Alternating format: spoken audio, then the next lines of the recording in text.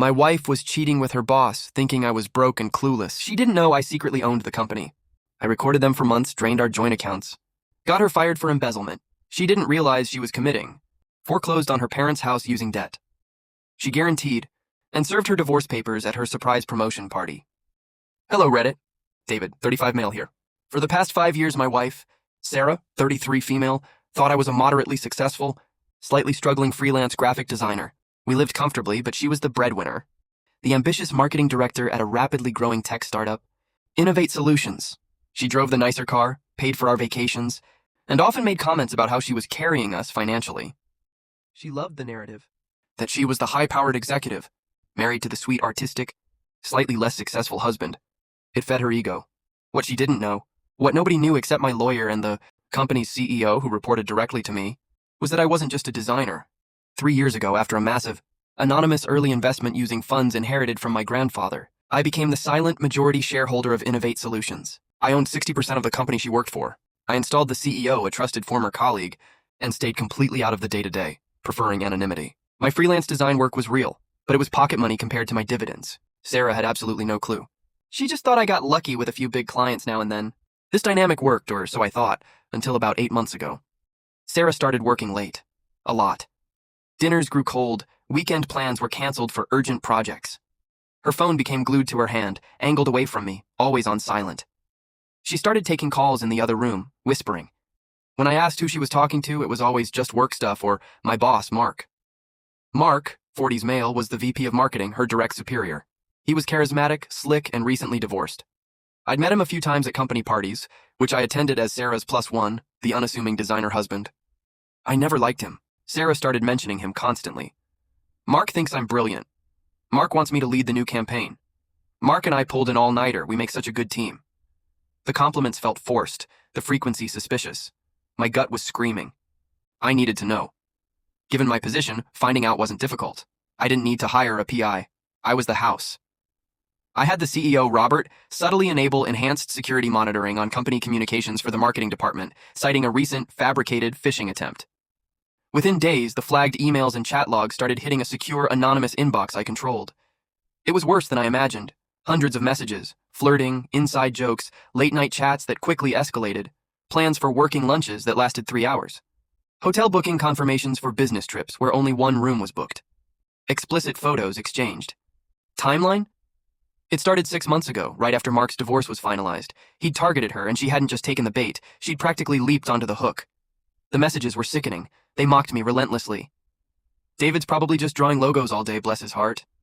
He has no idea how much I actually spend. God, I can't wait to get this promotion and finally leave him.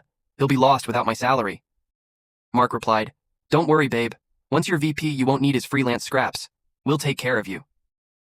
They were planning for her to replace Mark as VP once he supposedly moved up, and then she would divorce me, taking half of her perceived assets. The irony was physically painful. She thought she was building a case to leave me, using my money and my company's resources. My first instinct was pure rage. I wanted to confront them, expose them, fire them both on the spot. But then, reading their smug messages, their utter certainty of my ignorance, a cold, quiet resolve settled over me. Confrontation was too easy, too quick. They didn't deserve a clean break. They deserved the consequences of their arrogance. They deserved to have the world they built on lies collapse around them. And I was in the unique position to orchestrate it. My revenge needed to be meticulous, legal, and devastating. It had 3 phases: financial isolation, professional destruction, and personal annihilation. Phase 1, financial isolation. This was the easiest. Sarah handled our joint finances, paying bills from an account that her salary went into. My substantial dividend income? It went into offshore trusts and investment accounts she knew nothing about. My freelance income went into a separate personal account she thought was my only money. First, I stopped depositing my freelance checks into that account. I let the balance dwindle, feigning a slow period with clients. Things are tight, Sarah, I'd say. Maybe we need to cut back? She'd wave me off. Don't worry, babe. I got this. My bonus is coming soon. Then, I started meticulously documenting her spending from the joint account. The expensive lunches with Mark. The designer clothes she bought for their business trips. The spa days. Thousands of dollars a month, all funded by the company I owned. I transferred large sums from the joint account to my private accounts, labeling them reimbursement for shared expenses. It looked like regular housekeeping. Over 3 months, I drained almost $50,000, leaving just enough for basic bills. She never noticed. She just saw her paycheck hit and assumed everything was fine. Next, the credit cards. We had a joint card primarily for household expenses, but she used it liberally for personal items. I called the bank, reported my card lost, and had a new one with a new number issued only to me. Her card was deactivated. She called me, annoyed. My card got declined buying shoes. Did you forget to pay the bill again? I feigned ignorance. That's weird, must be a glitch. I'll check on it. I never did. She had to start using her personal cards, which I knew were nearly maxed out. Then came the master stroke. A year ago, Sarah's parents needed help refinancing their home. Their credit wasn't great. Sarah, eager to play the successful daughter, co-signed their new mortgage personally, guaranteeing the debt. She bragged about it to me. See, David, this is what ambition gets you, the ability to help your family. What she didn't know was that my private investment fund had quietly bought that mortgage debt from the original lender a few months prior through a series of shell corporations. Her parents' house? I effectively owned their debt. I instructed my fund manager to find a technicality, a missed HOA payment, a slight delay on property tax, anything to trigger the default clause legally. They found one. A notice of default was quietly filed. They had 90 days to cure it. Sarah, the guarantor, was legally notified via certified mail to our address. I intercepted the letter. She remained oblivious. Phase 2, professional destruction. This required patience. I couldn't just fire her, that would be too obvious and could lead to wrongful termination suits. Mark was the key. I reviewed his personnel file, full of red flags, inflated expense reports, questionable vendor contracts, policy violations brushed off by his previous manager. He felt untouchable. I had Robert, the CEO, subtly tighten the expense approval process. Every receipt needed meticulous justification. Every vendor contract required multiple bids. Mark, used to fast and loose spending, started getting flagged immediately. Simultaneously, I had Robert assign Sarah a high-stakes, high-visibility project, launching a new product line. I made sure she had ample budget and resources, channeled directly through Mark's department. Then, I watched via the enhanced monitoring. Mark, feeling the pressure from his own expense issues, started borrowing from Sarah's project budget for his own unauthorized expenses, lavish client dinners, personal travel disguised as business trips. He wasn't smart about it. He used company cards linked to her project codes, forging her digital signature on approval forms. Sarah, trusting him completely and focused on the launch, wasn't double-checking his expense submissions. She was unknowingly complicit in his embezzlement. I let it continue for 2 months, gathering irrefutable digital evidence of Mark's fraud and Sarah's negligence at best, or complicity at worst. Mark had effectively tied her to his sinking ship. Phase 3, personal annihilation. This was about timing. Sarah's big product launch was scheduled for next month. She was convinced this project would secure her the VP position Mark kept promising her. She talked constantly about the surprise promotion Mark was arranging. He'd even told her the CEO was hosting a special dinner to announce it. I knew, of course, that Robert, the CEO, was doing no such thing. He was playing his part perfectly, feeding Mark just enough rope. The date for this surprise promotion dinner was set for 2 weeks from now. It was perfect. I contacted my divorce lawyer. We drew up the papers. Irreconcilable differences, citing infidelity. We attached anonymized copies of the chat logs, hotel receipts, and photos as exhibits. We didn't need them for the divorce itself, but they would be useful later. I also had him prepare a formal demand letter for the return of Sarah's engagement ring and several valuable family heirlooms she had taken from my safe deposit box without asking, something else I'd recently discovered. The final piece was Sarah's parents' house. The 90-day default period was ending the day after the promotion dinner. Foreclosure proceedings were initiated. The eviction notice would be served the morning after her world imploded. The day of the promotion dinner arrived. Sarah was ecstatic, practically vibrating with excitement. She spent hours getting ready. "Tonight's the night, David, VP, can you believe it?" I smiled wanly. "That's great, honey, you worked hard." I told her I couldn't make the dinner. A sudden client emergency had come up. "Oh," she said, slightly disappointed but mostly focused on herself. "Well, okay, wish me luck." She kissed me goodbye, smelling of expensive perfume. "You won't need it," I said. She left. I waited 15 minutes, then got dressed. Not in my usual designer casuals, but in my sharpest, most expensive bespoke suit, the kind I wore for shareholder meetings she never knew about. I drove to the upscale restaurant where the dinner was being held. It wasn't a promotion dinner. It was the quarterly executive board meeting, which, as majority shareholder, I occasionally attended, unannounced. Robert, the CEO, knew I was coming tonight. He had reserved a seat for me at the head of the table. I walked in just as everyone was sitting down, the board members, the VPs, and Mark, sitting next to an empty chair presumably saved for Sarah, looking smug. Robert stood up. "Everyone, thank you for coming.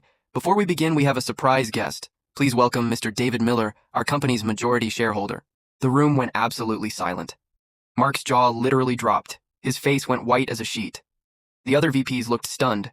They knew of the anonymous shareholder, but none knew it was me, Sarah's unassuming husband. I just gave a polite nod, walked to the head of the table, and sat down. "Please, Robert, continue," I said calmly. Just then, Sarah arrived, beaming, dressed to the nines. She walked towards the table, saw the empty chair next to Mark, and then saw me. Her smile froze. Confusion washed over her face, then dawning horror. She looked at Mark, then at me, then back at Mark. "David, what are you doing here?" Before I could answer, Robert cleared his throat. "Sarah, Mark, perhaps you should both stay standing. We have some serious matters to discuss regarding the marketing department's budget discrepancies." Mark started sweating profusely. Sarah looked utterly lost. Robert motioned to the head of security, who entered the private dining room. "Mark," Robert said, his voice cold, "you're being terminated for cause, effective immediately, pending investigation into felony embezzlement of company funds." Mark tried to protest, but security was already escorting him out. Then Robert turned to Sarah. "Sarah, due to gross negligence, complicity in Mr. Stevens' fraudulent activities, and violation of company policies, your employment is also terminated, effective immediately." Sarah swayed, gripping the back of the empty chair. "What? No, I didn't. Mark handled the expenses. David, tell them." All eyes turned to me. I looked at her for the first time that night. My expression was neutral. "I believe the evidence speaks for itself, Robert." Sarah started crying. "Evidence? What evidence? This is because of him, isn't it?" she shrieked, pointing at me. "He's jealous. He found out about Mark and me." Robert just shook his head sadly. "Sarah, the internal audit found irrefutable proof. Forged signatures, falsified invoices, all linked to your project codes." Just then, my lawyer walked into the room, holding a manila envelope. He walked directly to Sarah and handed it to her. "Ms. Evans," he said formally, "you've been served." She numbly opened the envelope. Divorce papers, with the exhibits, the chat logs, the hotel bills attached. She looked at the papers, then at me, her face a mask of disbelief and fury. You planned this?" I didn't answer. I just met her gaze. The message was clear. Security escorted a sobbing Sarah out of the restaurant. The board meeting continued, albeit awkwardly. The next morning, Sarah woke up not just fired and served with divorce papers, but likely facing legal action from the company. Her phone buzzed, a frantic call from her mother. The eviction notice for her parents' house had just been served. The foreclosure was proceeding. They were losing their home because of the debt she had guaranteed, funded by money she had stolen from me to impress her lover. Her entire world, career, relationship, finances, even her family's security, detonated within 12 hours. All orchestrated silently, legally, and without me ever raising my voice. She tried to fight the divorce, of course. Tried to claim half my assets. Her lawyer took one look at the evidence I provided. Proof of her affair. Proof of her complicity in the embezzlement. Proof the house and primary funds were mine premaritally or inherited, and told her she'd be lucky to walk away without owing me money. She signed the papers, got nothing but her clothes and personal effects. Last I heard, she and her parents are living in a cramped rental apartment across town. She's working as a waitress. Mark got hit with felony charges and is likely facing prison time. Innovate Solutions? Running better than ever under Robert's and my guidance. And me? I'm still in my quiet world, designing, investing. The only difference is, I'm now doing it from a much nicer, emptier house. Sometimes, Reddit, the best revenge isn't loud. It's a quiet, systematic dismantling. It's letting people drown in the consequences of their own actions. She thought I was nobody. She found out I was everybody. At least in the world she tried to build by betraying me. TheKarmaLog.